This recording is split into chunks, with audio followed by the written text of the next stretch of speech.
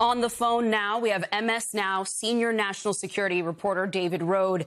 David, Iran has fired missiles at Israel for the first time since the ceasefire. What do these developments signal to you? The clearest thing is that we're very far from a peace deal that would end this fighting.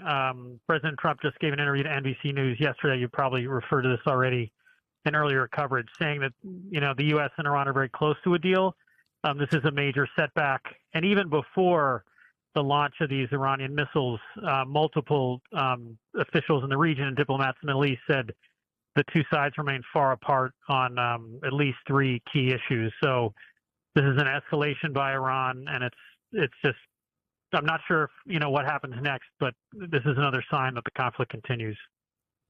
I'm sure you also saw, David, that Barak Ravid at Axios is reporting that Trump is trying to get in touch with Netanyahu right now, that he told him he's going to tell him not to strike back. What's going on in the relationship between the prime minister and President Trump? We know that they had an explosive phone call just a few days ago that became public. Both sides ended up acknowledging it. At several turns here, Israel has really disrupted the peace process in the view of many American military analysts.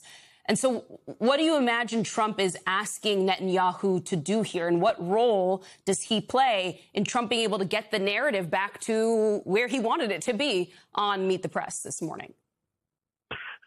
It's a crucial role that Netanyahu plays. He will, as you've said, Trump will tell Netanyahu or maybe order him to not retaliate, i.e. not fire Israeli missiles at Iran itself or carry out Israeli airstrikes on Iran. And the frustration, I think, from some people in the Trump administration is that the continued fighting between Hezbollah and Israel.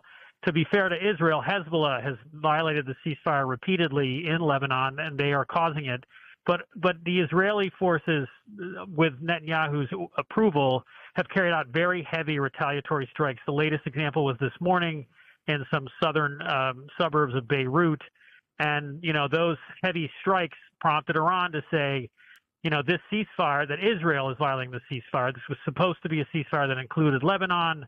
And so Iran said, we launched these missiles today as a response to Israel's attack in southern Beirut.